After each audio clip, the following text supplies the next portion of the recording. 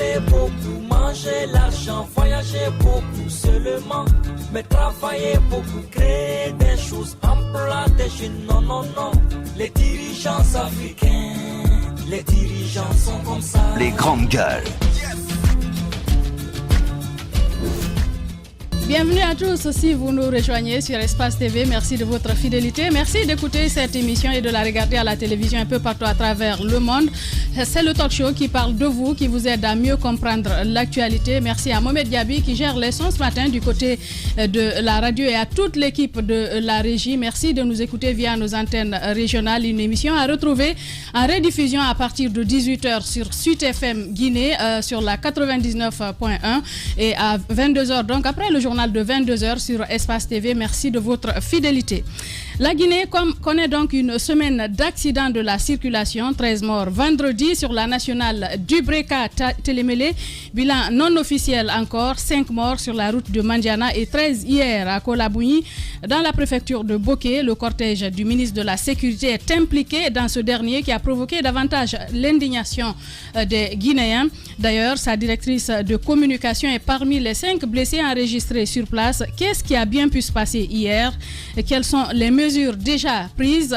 Qu'est-ce qui peut expliquer ces accidents fréquents sur nos routes? Il pose toutes ces questions, Jacques Lévaleno. La parole ce matin au colonel Morikaba, directeur adjoint de la communication du ministère de la Sécurité, Alpha Magasuba, coordinateur adjoint de l'ANAïM du côté de Kamsar. En studio, nous aurons donc un spécialiste, Abdoulaye Si Savané, fondateur du Centre professionnel en conduite d'automobile, et Sekou Oumar Keita de Thomas Greg, la société en charge de la délivrance des permis de conduire. D'autres sujets viendront meubler cet autre numéro des Grandes Gueules. Encore une fois, merci de nous rejoindre avec toute l'équipe au grand complet. Avec vous, Jacques Lévaleno, bonjour, bienvenue. Bonjour madame, bonjour à tous.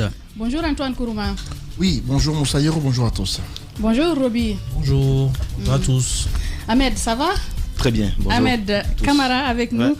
Donc, nous ouvrons par ce sujet, meurtre du jeune collégien Thierno Mamadou Diallo. L'identité donc des présumés auteurs dévoilée. Hier, on a suivi ce communiqué, Jacques Lévaleno. Oui, on apprécie surtout la célérité avec laquelle le dossier est traité depuis que le jeune est tombé. Le procureur n'a pas attendu comme d'habitude que les Guinéens réclament justice. Il a tout de suite ouvert des enquêtes et aujourd'hui il y a le travail qui est en train d'être fait dans un premier temps de façon graduelle. On a communiqué sur d'abord l'identification des personnes. On a donné leur nom. D'abord sur l'autopsie. Sur l'autopsie. Ensuite, on est venu jusqu'à donner le nombre de personnes qui seraient impliquées dans ce meurtre sans donner les identités. Et finalement, hier, on nous a donné l'identité. Ce qu'on retient, donc, ce sont des présumés pour l'instant. Je crois que c'est Moriba Kamara qui est donc accusé d'avoir appuyé sur la gâchette. Et les 4 autres sont plutôt poursuivis pour abstention délictueuse. Ce sont des personnes qui ont des contacts, qui sont des sources d'information, mais qui sont peut-être dans la hiérarchie, qui commandent un peu la zone en termes de sécurité. Il s'agit donc je crois de la brigade de la BAC donc qui intervient anti-criminalité, qui intervient donc la nuit. Et effectivement, le crime a été commis la nuit. Il reste désormais entendu qu'il y a la volonté qui est exprimée de la part du procureur. Lui, il est dans la poursuite. Il revient maintenant au juge de continuer à faire le travail, non seulement à déterminer effectivement que les personnes qui sont ici indexées sont vraiment les personnes qui sont responsables de ce qui est arrivé, et que derrière des sanctions raisonnables soient prononcées. Cela pourrait dissuader d'autres qui pourraient venir canaliser les violences dans cette zone, si vous voulez, à éviter d'utiliser, en tout cas comme on a l'habitude de le voir, des armes à feu. Bien, allez-y Roby, sur la question, c'est qu'il faut préciser, il y a déjà une personne qui est inculpée pour meurtre et d'autres pour abstention délictueuse. Alors, selon les informations que nous avons reçues autour de ce dossier, qui reste à vérifier, c'est que c'est sur foi de dénonciation que les enquêtes ont abouti à l'inculpation de cet agent de police. Mais ce qu'il faut dire, c'est que la principale leçon qu'on retient de la démarche de Charles Wright et de la célérité avec laquelle il a traité ce dossier, ça veut dire qu'avant c'était possible.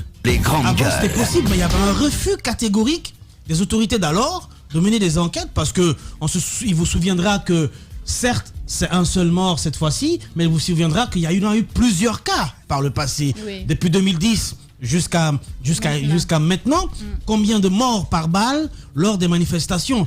Et ce qui me sidère en plus, c'est que la plupart de ces morts par balle lors des manifestations précédentes se sont déroulées généralement le jour. En tout cas, moi je me souviens de cette petite fille qui venait de l'école. Vous vous souvenez de cette petite fille qui venait de l'école et qui était sortie de sa cour, je crois, aux alentours de 14h pour aller acheter de l'eau et qui a reçu une balle. Oui, une jeune lycéenne. Une collégienne qui a reçu... C'est une lycéenne, celle qui partait acheter de l'eau. Amdallah et pharmacie, et qui a reçu une balle en plein jour et qui est morte. Donc ça veut dire que les véhicules non seulement étaient identifiables, et lorsqu'on déploie les agents sur des lieux pareils, je pense que les autorités même sont au courant de l'arrondissement dans lequel les gendarmes interviennent généralement. Donc, ils ne sont pas dispersés comme ça sans qu'on le sache. Pas sur le hasard. Sous le hasard sans qu'on le sache. On sait exactement qui était dans telle zone et on sait exactement les opérations, comment ça s'est passé. Et rien que par les écoutes radio ou les transmissions radio, on peut effectivement savoir à telle heure, à tel moment, il y avait tel pick-up, il y avait tel groupe d'agents sur tel lieu. Donc, je veux dire que c'était possible avant. On retient finalement de la démarche de Charles Wright, que je salue d'ailleurs. La célérité, c'est vraiment une première dans notre pays. Il faut saluer l'acte, que c'était possible avant. Oui. Mais il y avait un refus catégorique, il y avait une communication de déni total. On se souvient de plusieurs erreurs de communication qui ont été exprès, qui ont été faites par le gouvernement à l'époque, qui se désolidarisaient ou qui à un moment donné demandaient des enquêtes mais qui n'aboutissaient pas. Et donc aujourd'hui, vous avez vu, en moins de 1 mois, on a pu avoir un résultat et des gens qui ne sont pas encore certes coupables, mais qui ont été présentés comme des présumés coupables de ces faits. Donc aujourd'hui, je pense que c'est une bonne chose et on retient principalement de cette situation qu'avant c'était possible, mais on refusait.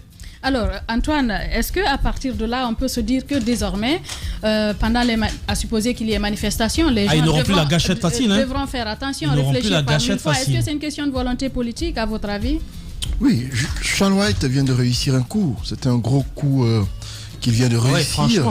C'est une claque qu'il porte aux anciens dignitaires, comme pour dire que c'était bien possible, mais c'était une question de volonté. Il n'y avait pas de volonté à l'époque, là où le chef de l'État lui-même qualifiait une zone de ghetto, là où le président lui-même dans ses propos semblait encourager ce type d'action, on s'est dit qu'il fallait forcément de la volonté pour arriver à ça. Oui. Et moi ce matin, ce n'est pas... c'est aux forces de l'ordre que je vais m'adresser ce matin par rapport à cette enquête ou encore à cette communication hier du procureur. S'il y a de l'inculpation, notamment au niveau de 4 agents de la BAC, ce qui vient à dire, parce que l'un d'entre eux est inculpé pour meurtre, ce qui veut dire que autour de lui plane de forts soupçons.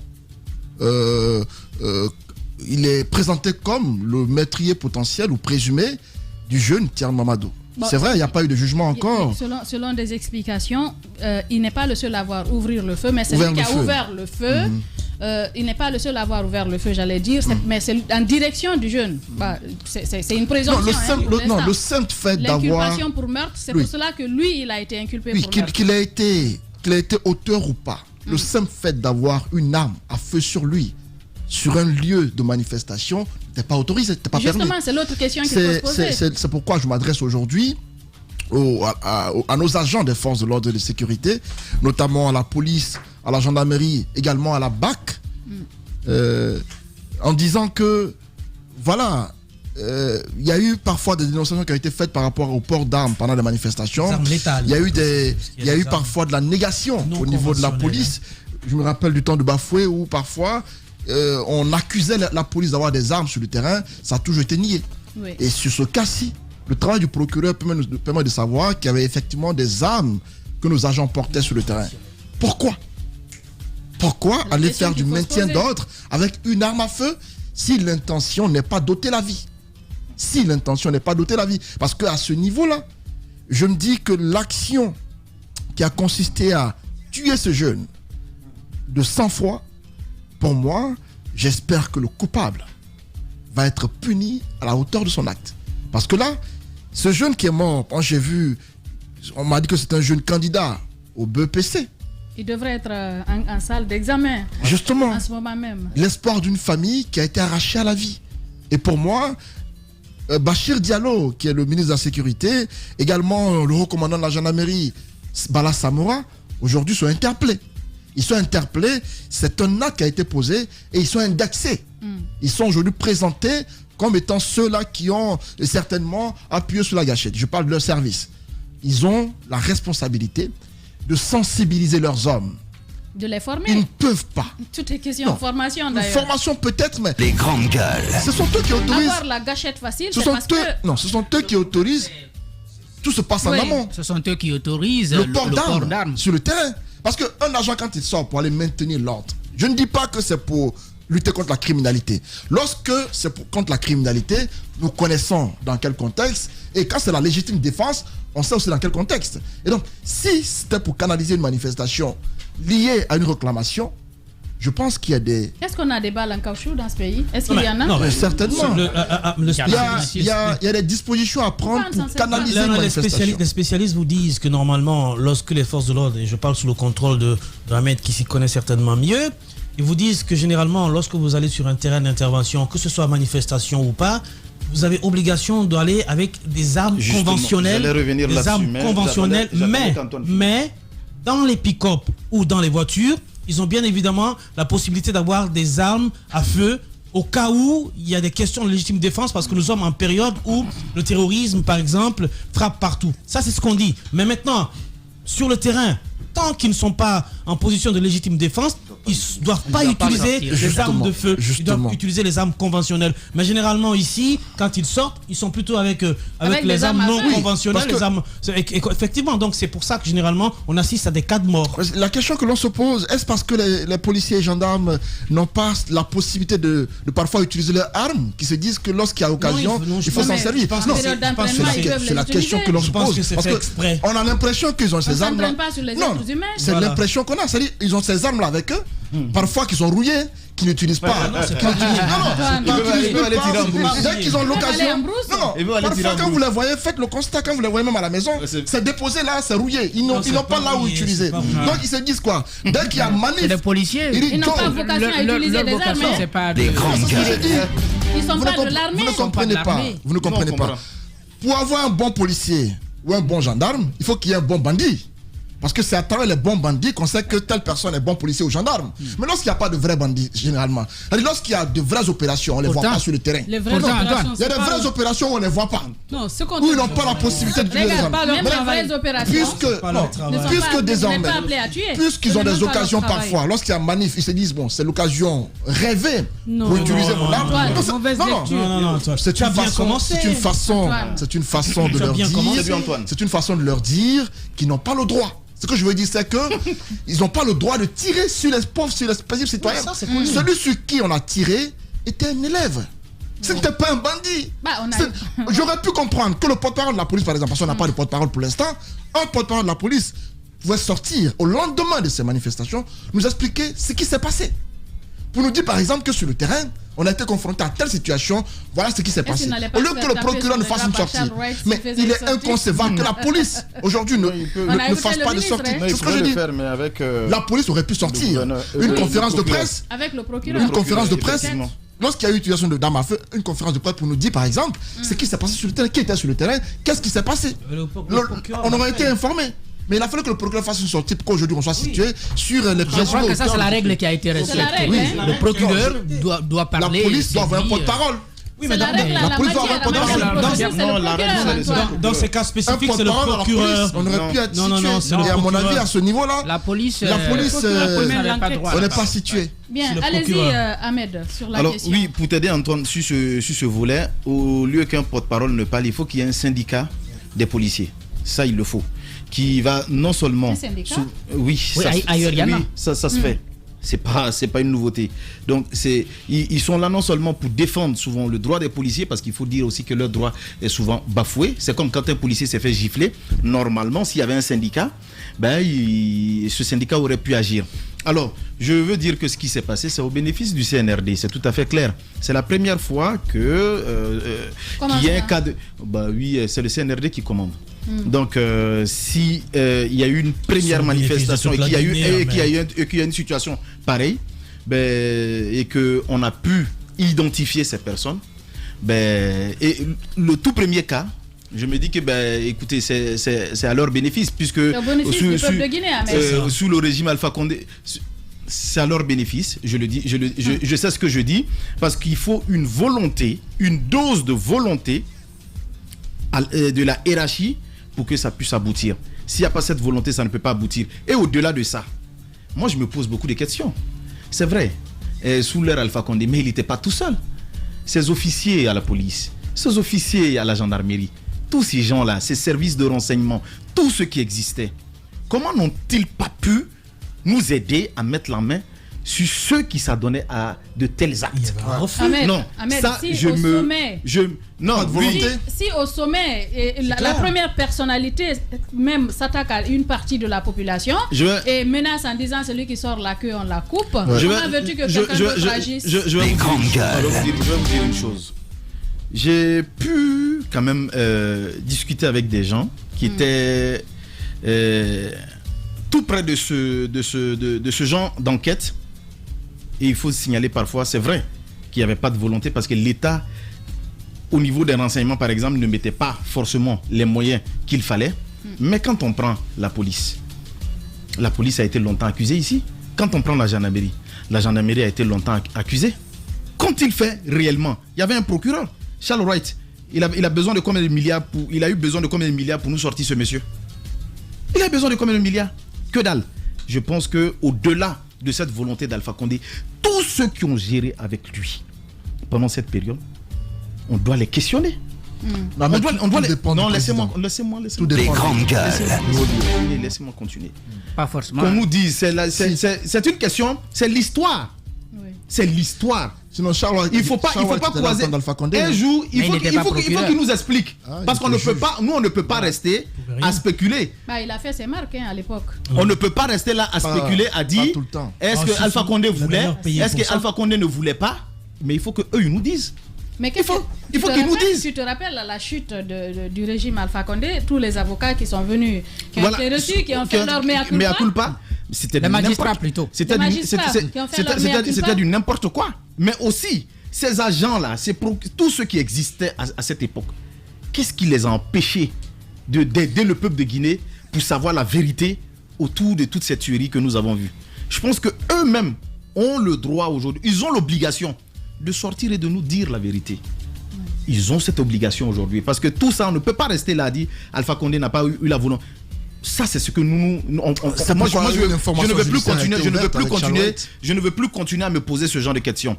L'histoire a besoin de leur part de vérité, qui sortent et qui nous disent ce qui s'est passé pendant toutes ces périodes-là. Au-delà de ça aussi, c'est vrai que ce que Roby disait, il faut qu'on arrête aussi. Pour dire quand il y a des manifestations, non, il ne faut pas aller. Non. Quand il y a des manifestations, il y a des étapes. Il faut descendre sur le terrain, effectivement, avec des armes à feu, ça se fait. Mais, comme il l'a dit, il y a des étapes à respecter. Par exemple, le premier front n'a pas besoin de ça. Ils sont puisque c'est eux qui informent ceux qui sont derrière, pour dire ce qu'il y a devant. Est-ce que vous avez reçu des coups de feu? Est-ce qu'il y a... Automatiquement, ils sont formés pour cela. Même quand ils entendent même des coups de feu, ils sont capables de dire si ça vient du sud, ça vient du nord, en fonction de leur position. Donc je pense qu'ils sont, à mon avis, suffisamment... Je me dis qu'ils sont suffisamment formés pour cela. Maintenant, quand on laisse... Est-ce que ce que tu expliques, c'est que professionnellement... C'est pas suffisamment, Antoine. Non, en fait, Ahmed... Antoine, ils sont un peu formés. Il y a la formation que vous recevez.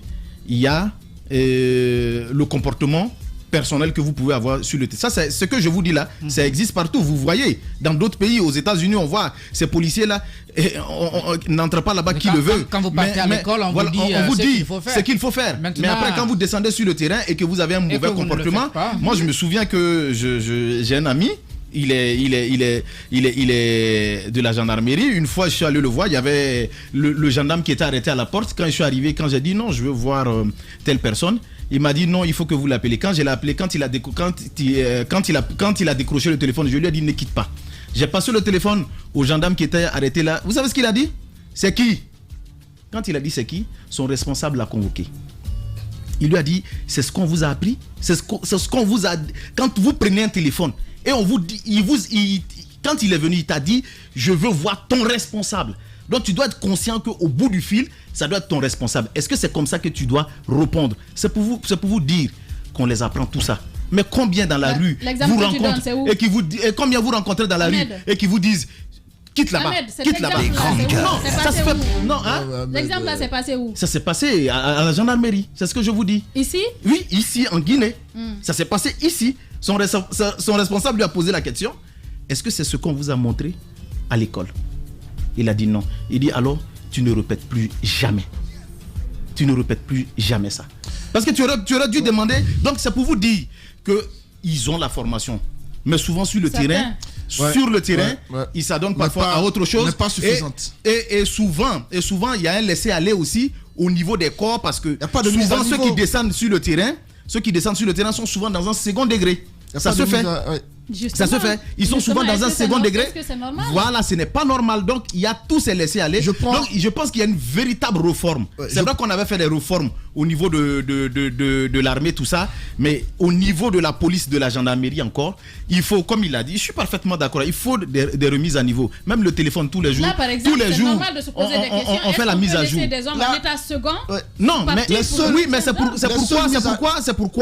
c'est pourquoi quand il y a souvent des situations, c'est pas bien de brûler automatiquement ceux qui brûlent les camions ou non. Parfois quand il y a des accidents, ceux qui viennent qui brûlent. Non, il faut pas. Parce que les enquêtes peuvent nous amener à comprendre que même dans ce véhicule-là, il y a peut-être de la drogue, on ne sait pas, qu'ils ont utilisé. Il y a peut-être de la colle qu'ils ont tirée, parce que la colle forte aussi, oui, c'est de la drogue. Donc, mais on ne peut pas le savoir si on brûle les indices. C'est pourquoi il faut une remise à niveau, mais il faut une refondation. C'est vrai qu'à tout moment, il y a des étapes de formation et autres, mais il faut une refondation globale. Il faut un plan de formation, je ne sais pas, chaque année, pour chaque corps, pour une remise à niveau. C'est important. Sinon, je pense que c'est des situations qu'on va continuer à enregistrer. Oui, c'est qu'il faut rappeler. Parce que moi, j'ai échangé avec un policier un jour. Ils m'ont dit, quand ils vont sur l'axe parfois, certains nous disent qu'ils ont la peur au ventre quand ils vont. En fait, la formation n'est pas là. C'est là j'ai compris, il n'y a pas de formation. Après l'école de police, pour ceux qui ont fait l'école de police, parce que ça a été rouvert dernièrement avec Kabelé, après l'école de police, vous ne voyez pas de séances d'entraînement. Même le football, pour jouer au football, avant un match, il y a ce qu'on appelle les entraînements, la mise au vert. En Guinée, vous voyez même les CMIS. Dans l'enceinte de la cour, il n'y a pas assez d'espace pour qu'ils fassent du footing dans la cour. Ou même pour faire des séances de musculation. Il n'y en a pas. Il y en a qui font des exercices. À part, c'est parfois une fois chaque année qu'ils font les courses. Attendez, c'est une fois par... Les policiers maigrelets, vous les voyez? Ils n'ont même pas de salle de sport. Justement, il n'y a pas de salle de sport. Alors qu'ils ont besoin de salles de musculation. Oui, dans les rues. De la tannerie à Matoto ici. Non, c'est pas beaucoup. Quand ils font la course, ils restreignent la circulation avec le drapeau guinéen. Ils font des cris. Mais ça, c'est pas de leur faute. Oui, ça perturbe même la circulation parfois. Ouais, pour moi, il faut que l'État, au-delà de la formation à l'école, il faut qu'il y ait des séances de musculation, des simulations de manifestations, par exemple. Dans leur enceinte là-bas, ils peuvent créer un grand espace où on fait de la simulation des manifestants qui viennent, où on fait un semblant de manif violente avec des boucliers et tout ça. Il faut parfois qu'il y ait de la mise en... de la simulation, afin qu'on leur dise, il y a de ces choses auxquelles vous êtes parfois confrontés, vous n'êtes pas obligé de tuer. Mais les simulations auxquelles on assiste, c'est devant caméra. C'est-à-dire, c'est une fois chaque 5 ans, où on invite la presse pour dire... Ça, c'est pour faire de la com. Oui, de la com. On invite les médias, on vient montrer des policiers qui, parfois, pour faire une course, si la caméra le regarde, pour que la famille sache qu'il est en train de faire une formation. Donc, il n'y a pas de sérieux. Il y a des formations auxquelles la presse n'est pas invitée. Non, on ne voit pas cela, ma folie. C'est rare. Il n'y en a pas. Mais quand non, arrête. Il n'y en a pas. Tu ne peux pas dire qu'il n'y en a pas. Tu n'es pas dans les... Les seules formations dont je suis sûr, c'est à Kalia. À Kanya, on envoie parfois des gens pour des séances de formation au début de leur carrière. Mais pour les mises à niveau, c'est rare. À l'école de gendarmerie, par exemple, j'ai été parfois... Oui, on nous invite souvent pour des séances de formation, des remises de diplômes. Mais dire qu'il y a régulièrement des séances de... Comment tu peux le savoir? Ce n'est pas régulier, madame Son. C'est pas parce que tu n'es pas invité que ça ne se fait pas. Pour les bacs et autres policiers, c'est pas régulier. Faut qu'il y ait de la régularité, il faut qu'on sache où est-ce qu'ils se forment. Non, on doit le savoir. Non, on ne sait pas où ils se forment. Non, on ne sait pas. Parce que dans les CMIS que nous voyons, Parce que c'est une école primaire. Non, c'est pas primaire. Tu peux venir voir les enfants. Montrez-moi un espace dans les CMIS où il y a des... Mais il n'y a pas que dans l'enseignement. Non, il n'y en a pas. Le matin, le policier va à la maison, le soir, il vient au travail. C'est tout ce qu'on voit. Les grandes gueules. Il faut que la police nous rassure. On n'est pas rassuré. Et pour moi, il faudrait qu'il y ait... L'armée, c'est la grande muette. Ils ne parlent pas, non, ça, c'est pas, ils ne voient pas tout, ça, c'est les militaires, ça c'est les militaires. Je parle des policiers. C'est l'armée en général. Non. Il faut que nos agents de police et de gendarmerie qui maintiennent l'ordre à Conakry nous rassurent à travers des séances mais concrètes de formation, de mise à niveau, des simulations. Tant qu'il n'y a pas ça, je ne serai pas rassuré. Je ne serai pas rassuré. Même en quelques secondes, même les séances d'arrestation aujourd'hui dans d'autres pays se passent sur des écrans de télé, c'est-à-dire que les simulations sont des simulations électroniques aujourd'hui. Bon, on va me dire que je rêve un peu trop, mais il faut écouter, Ramiro, vous avez vu combien d'images on a vu sur Facebook, les gendarmes et les policiers qui se font soulever par un simple citoyen et voilà, il atterrit à terre, on dirait une sac de patates. Alors, écoutez, je pense que c'est trop facile ça. C'est trop facile. Vous regardez 2 ou 3 images et vous essayez d'identifier toute notre armée. Non mais c'est attention. 2 ou 3 images, oui. 2 ou 3 images, oui, 2 ou 3 images. Attention. Moi je suis d'accord qu'il y a des problèmes. Mais ce que je veux dire, 2 ou 3 images, 7, mais c'est énonciateur la situation. Regarde un peu, ça se passe tout le temps. Non, ça se passe tout le temps dans la rue. Regarde un peu les policiers, les gendarmes, comment ils sont maigrelés. Il faut qu'il y ait des salles de gym. J'en rencontre des militaires, des policiers. Militaires. Non mais attends, tu parles de militaires. Moi, on te parle de policiers et de gendarmes. Et même des policiers et des gendarmes, il y en a de très qualifiés et en nombre. Maintenant, c'est ce que j'essaie de te dire. Il y a des images qui nous parviennent parfois où on voit un policier se faire ridiculiser par un chauffeur, où on voit un gendarme. Mais ça se passe partout dans le monde. Voilà, en fait, ça ne peut pas déterminer, ça ne peut pas définir en tant que tel l'état de notre armée. Moi, c'est ce que j'essaie de dire. Parce qu'au même moment où on voit... Je suis pas en train d'encourager la formation physique des policiers pour ne pas être assujettis à ce genre de situation. policier en France qui a été agressé par des manifestants. Mais combien? Ils ont tout fait. Combien? Le policier dont je te parle, qui a eu une médaille parce qu'il a été agressé, il avait son arme. Combien? Mais il n'a pas réagi. Bien sûr. Oui, mais bien sûr. Il n'a pas utilisé son arme. Oui, mais parce que lui, il est sûr de sa formation. Non seulement il est sûr de sa formation. Il même pas de formation. Non, si. Il a été bien formé. Tu tombes sur un barbare dans la rue. Maman, s'il te plaît. Et il a été stoïque. Ça, c'est ce qu'on appelle la vraie formation reçue, la formation qualifiée. Ici, vous avez vu, les gens qui sont prompts à utiliser à la gâchette facile dès qu'il y a un mouvement de foule devant eux, c'est généralement sous l'effet de la panique et de la peur qu'ils le font. Bien, allez-y Mafoudia. Alors, moi, ce que j'essaie de dire, c'est que... On s'est dit bonjour. Bonjour, Djadja. Comment tu vas? Ça va. Alors, au même moment, on pense que ce qui se passe là, c'est une occasion pour la justice de redorer son blason. Oui. Au même moment, c'est l'occasion pour les forces de l'ordre, les militaires, les policiers et autres, qui sont aujourd'hui, qu'on voit aujourd'hui comme des bourreaux, comme des Guinéens sans cœur, qui, lorsqu'ils viennent pour encadrer une manifestation, viennent au contraire pour faire du mal. On les voit en ennemi. Moi, je refuse de croire en cela, parce que si on prend l'histoire de ce pays, on ne va pas jeter cette armée. C'est cette armée quand même qui a joué un grand rôle. Maintenant, qu'est-ce qui s'est passé ces dernières années dans notre pays? C'est qu'on a eu des politiques qui ont failli. Parce que quand vous allez à la cause même de toutes ces manifestations qui font qu'on est là en train de blâmer l'armée, la gendarmerie, les policiers, c'est parce qu'on s'est retrouvé dans un pays où un politique, par exemple, a refusé d'organiser des élections. Il a fallu une multitude de manifestations pour qu'on aille aux élections. Et quand on parle de manifestations, on parle d'encadrement et on a connu ce qu'on a connu ici avec des cas de mort. C'est pour dire en gros qu'il y avait beaucoup d'éléments. Vous voulez dire qu'ils ne sont pas responsables de ce qui s'est passé? Ah non, attention Hiro, je n'ai pas dit ça. Je pose des questions. Non, je n'ai pas dit ça. Ce que je sais de dire, non, ce que je sais de dire, c'est que ces derniers temps, on a mis notre armée dans une situation. La formation, ça c'est autre chose. Je veux parler de la cause. Parce que imaginez si on était dans un pays. Il y a des pays qui sont à fond dans le développement aujourd'hui. Vous parlez de manifestations là-bas?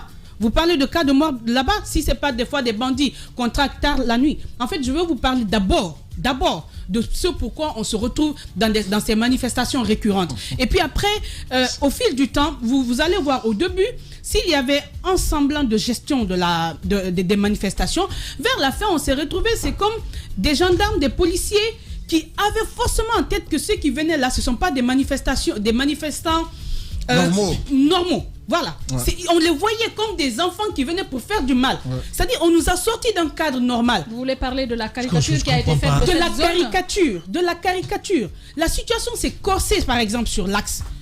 Moi, j'ai vu une manifestation ici. Par exemple, ça, c'était à Dabompa. Où, lorsque ça a commencé, c'était des agents qui étaient sur le terrain déployés. Ils sont venus, ils ont dit, écoutez, on n'a rien contre cette manifestation, manifestez. Mais au moment où le gendarme, je crois que c'était des policiers, où ils finissaient de parler, mais des jeunes commençaient à insulter, à jeter des pierres. Tout le monde était obligé, les journalistes de se cacher, les policiers de se replier. Et ce jour-là, il y a eu un cas de mort. Là-bas, à Dabompa, c'est un enfant sur qui... C'était la première victime des manifs merci. De la grève de l'éducation. Et ça avait bien commencé. De un, on a des manifestants qui ne sont pas sensibilisés, on va dire encore brusques ou autres, mais il y a ce problème. Et c'est vrai qu'il y a aussi un problème de manifestation. Et moi, je suis consciente de tout ceci. Mais ce que je veux dire, c'est que la première des choses qu'on devrait faire d'abord, c'est de nous sortir de ces manifestations inutiles. Et ça passe par quoi? En nous sortant des raisons qui nous amènent sur le terrain. Mais au-delà, il y a évidemment un travail à faire au niveau des gendarmes. Et autant on peut dire qu'il y en a qui ne sont pas bien formés, qui ont des problèmes, autant il y en a qui sont bien formés, qui savent ce qu'ils font. Mais des fois, c'est comme quand vous dites, quand il y a un gros problème, l'action d'une personne... Pour ceux qui ont la gâchette facile, MAF, par exemple, comment l'expliquer? Non, mais c'est ce qu'on essaie de dire. Est-ce que vous pensez qu'ils n'ont pas été bien formés? Pourquoi ont-ils la gâchette facile? Mais je t'ai parlé d'une situation tout à l'heure. Comment je vais dire sans oublier que nul n'est censé obéir à les grandes gueules. Illégal. Bien entendu. Il n'y a pas que la formation. Je suis d'accord, mais il y a la formation. Ça, c'est un problème permanent. On continue à se perfectionner. Mais aussi, il y a l'impunité. On parle du premier cas. Il y a des gens qui ont été tués au début. Il n'y a pas eu de jugement pour établir les raisons pour savoir qui a tué. Après, la suite, c'est aller crescendo. Et malheureusement, pire, on s'est retrouvé dans des situations où les dirigeants venaient justifier avec des arguments qui ne tenaient pas. Ça faisait mal, mais justement, c'était de nature à mettre les coupables dans leur... Les auteurs les renforcer dans leur position. Oui. C'est cet ensemble de choses dont je suis en train de parler. Ce qu'on doit pouvoir faire aujourd'hui, c'est pourquoi moi mon appel au CNRD, c'est cela. Après autant d'années d'aller-retour dans un débat futile, politique, où on n'avance pas, il serait bien qu'on nous pose des actes qui nous sortent d'abord des manifestations, qu'on parle de développement, qu'on aille et les acteurs et autres autour de la table pour pouvoir trouver des solutions. Parce que après, qu'est-ce qui se passe? Lorsqu'il y a il y a des manifestations, il y a des cas de mort, c'est comme si le temps s'arrêtait. On n'avance plus, on est sur ça. Après, c'est ce qui est arrivé, on est resté plusieurs années durant. Donc, qu'on nous sort de cela, moi, je suis convaincu, pour répondre à Antoine, il y a des gendarmes, des policiers qui sont formés. Il y en a aussi qui ont des problèmes. Mais face à ces manifestations, ce que nous avons déjà, c'est que les politiques nous sortent des futilités. D'abord, donc, nous éviter les causes de manifestations. Et après, ça se gère. Je voudrais quand même signaler quelque chose, parce qu'on parlait tout à l'heure du port d'armes pendant les manifestations. Ahmed l'a expliqué en fonction des étapes. Et puis, au niveau de notre pays, il y a une loi quand même qui a été votée par la 9e législature et qui autorisait les policiers non seulement à porter des armes pendant des manifestations et à les utiliser à un certain niveau. Ouais. Donc, cette loi-là existe. Qu'est-ce qu'on en fait? Il faut quand même qu'on en débatte. Est-ce que, parce qu'on a conscience que les policiers ne sont pas suffisamment conscients qu'il faut peut-être revoir certaines dispositions de la loi? En tout cas, la transition est faite pour cela, mais cette loi-là existe, donc il faut bien comprendre que les policiers qui partent sur le terrain avec des armes sont un peu protégés par cette loi. Bien sûr qu'ils n'ont pas... S'ils ne tuent pas la loi de façon banale. Oui, j'essaye de dire tout simplement que la loi autorise cela, le port d'armes sur le terrain. Et je crois même que c'était à la 8e législature, où je ne me rappelle plus. En tout cas, tous les... En juin 2015. Si c'est en juin 2015, ça veut dire que c'est la 8e législature, donc tous les politiques étaient au Parlement. Donc ils ont adopté, n'est-ce pas, cette loi que nous avions dénoncée d'ailleurs à l'époque. L'autre question Maintenant, il faut clairement l'avoir pour dire, bon, ailleurs ça existe, et puis les policiers puissent peut-être qu'ils sont mieux formés ou alors plus conscients que les nôtres, sans blâmer en tout cas tout le corps de policiers que nous avons dans notre pays, parce que je suis d'accord avec Maf, il y en a de bien formés et qui vous accueillent très bien même au téléphone. Est-ce que pour cela, il faut revoir certaines dispositions de cette loi? La transition est faite pour cela. C'est pourquoi le débat il est possible. Je ne pense pas que le problème soit... Je ne pense pas que le problème soit au niveau... On ne remet pas de question. Je ne pense pas que le problème soit au niveau de la loi. Je pense que c'est souvent au niveau même de ceux qui descendent sur le terrain, les responsables. Parce qu'ils le savent, c'est vrai qu'on peut avoir des armes, mais n'importe qui ne doit pas détenir l'arme lors de la manifestation. Ça, c'est aussi clair. C'est pourquoi je vous dis que c'est vraiment par étapes et vous avez une unité qui est vraiment prête à cela, à intervenir en cas de situation. Cette question, Ahmed, quand est-ce qu'il faut utiliser l'arme? Oui, c'est ce quand que vous êtes en face, par exemple, de manifestants désarmés qui jettent des cailloux. C'est bien détaillé dans la loi. Ce n'est pas dès que vous descendez. Ceux qui sont en contact avec les manifestants n'ont pas d'armes à feu. Donc voilà, ils n'en ont pas. Mais c'est ce que je vous dis. Mais vous avez une unité en retrait, prêt à intervenir au cas où si des manifestants détiennent des armes. Là, en ce moment, le signal est lancé. Eux, ils interviennent. Là, en ce moment, on quitte dans le cadre du maintien d'ordre. Ça ne s'appelle plus le maintien d'ordre. Là, ça devient maintenant. Voilà, ça devient de la lutte contre la criminalité. Là, maintenant, ils vont en guerre. Et c'est comme ça que, mais tant qu'il n'y a pas ça, on est encore dans le maintien d'ordre. Donc, je pense qu'au-delà de ces étapes, la question de formation, il faut quand même pas exagérer, quoi, Antoine. Je pense qu'il y a une formation. C'est vrai qu'on peut demander encore suffisamment de formation pour eux, mais au-delà de la formation, c'est vrai qu'il faut parfois, c'est pourquoi je dis tout le monde ne doit pas détenir l'âme. Il faut parfois regarder la psychologie de tous ceux qui descendent sur le terrain. Justement. Facilement. Certains peuvent s'emporter. Parfois, certains peuvent s'emporter parce qu'ils sont paniqués. C'est pourquoi, vous voyez, même les pilotes, on organise souvent des séances, des simulations. Et on crée des contests d'accidents et ils sont à l'épreuve.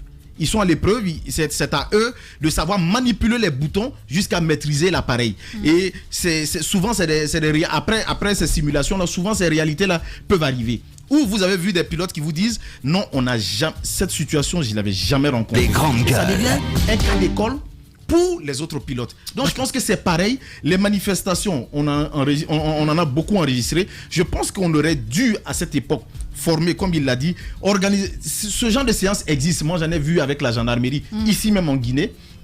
Où on a organisé des simulations comme ça, où on a organisé des manifestations. Donc je pense que ce sont des trucs ce sont des situations qu'il faut organiser. Et ceux qui vont vraiment au contact des manifestants, que ce soit vraiment des personnes aguerries qui sont capables de se maîtriser. Et puis voilà, si on n'a pas ça, je pense qu'on continuera toujours à enregistrer ce genre de situation. Ce que je dis pour répondre à Maf, parce que moi je ne remets pas en question notre armée. Je dis juste qu'il y a des aspects qu'il faut corriger. Il y a des aspects à corriger, notamment lorsqu'on a un pays où les manifestations sont comme un bonjour, où c'est comme... c'est-à-dire du jour au lendemain on manifeste. Dans un pays comme ça, il faut que nous formions nos agents... On ne manifeste pas plus ici qu'en France. Hein. En Guinée, on a dépassé le record. Hein. Non. Non. Tu as vu les syndicalistes en France? Tu as vu les syndicalistes en France? À un moment donné, aux États-Unis, les gilets jaunes, quand même. Vous ne pouvez pas comparer. Attendez. Ah, mais c'est toi qui as pris. Tu dis qu'on manifeste ici plus qu'ailleurs. Dans la sous-région, moi je prends le cas de la sous-région. Simplement. Il ne faut pas réduire. Je fais juste un constat. Il ne faut pas réduire notre pays à la sous-région ou bien dans la sous-région. Le nombre de manifestations qu'on a connues ces 10 dernières années, je n'ai pas vu légal dans la sous-région. Qu'est-ce qui était à la base? Je n'ai pas vu. Qu'est-ce qui était à la base? On ne peut pas justifier tout ça. Non, mais il faut le justifier. C'est pas parce que la loi l'autorise qu'il faut tout le temps aller dans la rue. Pas quand on est fâché avec sa femme à la maison, on dit aller dans la rue. Non.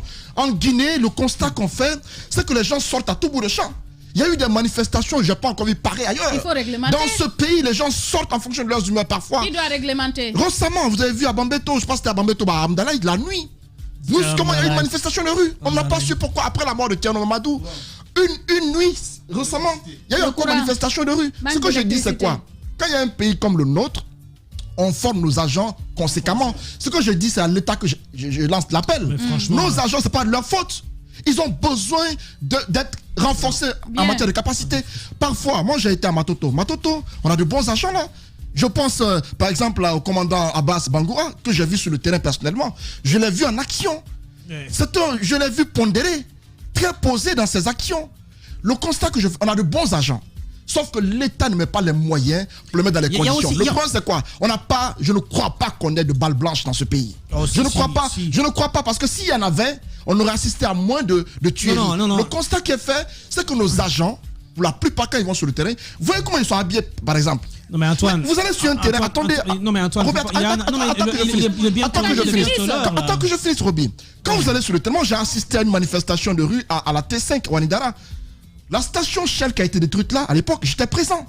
Madame So, je vous assure, j'ai jamais vu pareille violence de toute ma carrière de journaliste. J'ai été présent, mais j'ai vu les rues jonchées de pierres, de bois, de gourdins. J'ai vu des jeunes, mais engagés à bloc. Les agents n'ont pas pu maintenir l'ordre à ce niveau. Il a fallu que la BAC vienne avec des armes à l'époque. J'ai vu des policiers habillés. À votre avis, j'ai vu des policiers habillés. À la base de cela, non, je ne parle pas de la base. La violence des manifestations. Ça, c'est la violence des manifestations. J'ai vu une violence, mais inouïe. Des forces de l'ordre n'ont pas pu canaliser les manifestants. Il a fallu l'arrivée des BAC. Ce jour-là, j'étais arrêté là. J'ai vu un agent habillé comme un guérisseur, comme un féticheur, qui avait des trucs autour du cou, qui venait avec une arme à feu pour maintenir l'ordre ce jour-là. Donc, ça pour vous dire que c'est vrai, nos agents n'ont pas de formation comme cela se doit, mais il faut dire clairement que côté manifestant, il y a des gens qui n'ont plus peur des gaz lacrymogènes. Ils n'ont plus peur de... Il faut en fait... Puisque les choses ont commencé à changer, ça devrait changer de tous les côtés. Il y a certains manifestants, quand vous lancez les gars lacrymogènes, c'est comme de l'eau. Quand vous lancez dis donc, continuons. Quand ils continuent, mais lancez ce que vous voulez. Parfois, certains sont maintenant habitués à la manifestation. Ça fait que il faut que l'État... Ils ont des astuces en fait. Les gars lacrymogènes, c'est vrai qu'il faut, on pointe du doigt la responsabilité des agents des forces de l'ordre qui utilisent les armes non conventionnelles pour... canaliser les manifestations et finalement ça donne lieu à des cas de mort. Mais il vous souviendra à un moment donné, je pense que l'une des communications du gouvernement à l'époque, c'était de sensibiliser les forces de l'ordre. Je ne sais pas si c'était de la farce ou pas, mais ils l'ont fait quand même, de sensibiliser les forces de l'ordre à l'utilisation des armes conventionnelles. Mais il y a une manifestation, puisqu'on parle de la violence des manifestations, il faut se rappeler qu'il y a eu des agents, c'était à Symphonia ou je ne sais pas où cet agent-là, on avait les vidéos sur les réseaux sociaux, se faisait, mais il avait le couteau planté en plein dans la tête. Ouais. Vous vous souvenez de cette image? Vous vous souvenez aussi de cet autre policier ou gendarme qui avait été, à Amdalaï, qui avait été découpé et mis dans une poubelle.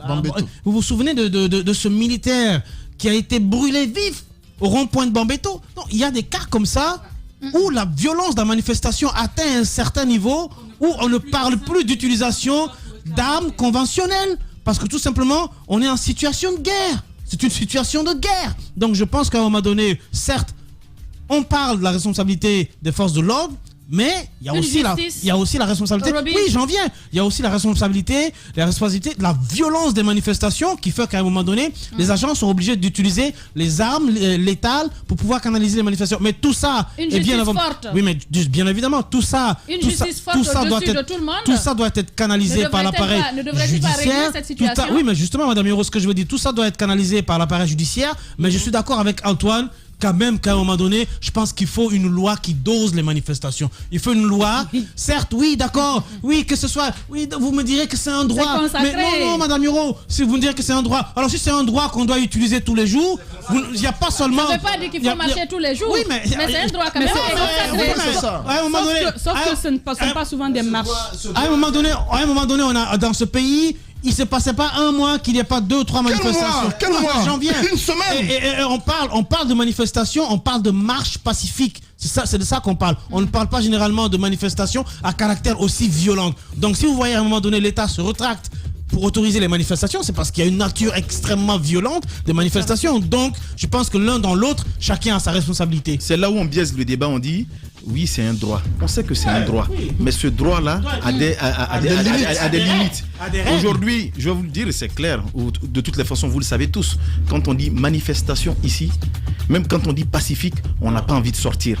Parce qu'on a peur. On dit que ça va pas. Les Sénégalais ont organisé une manifestation récemment. Hein.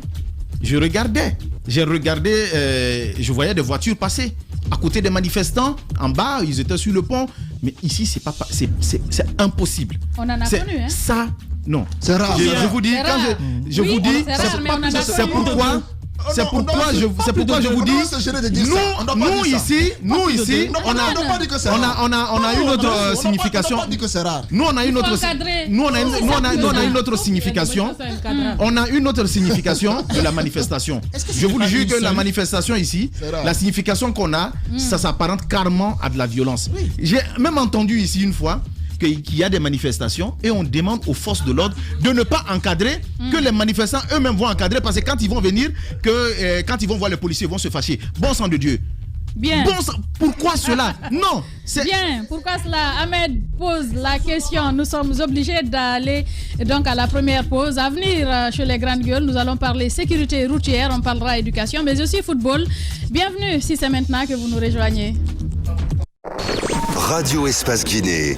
Le son des îles paradisiaques. À Roum, Los, sur 99.7. Radio Espace. La radio au cœur des îles.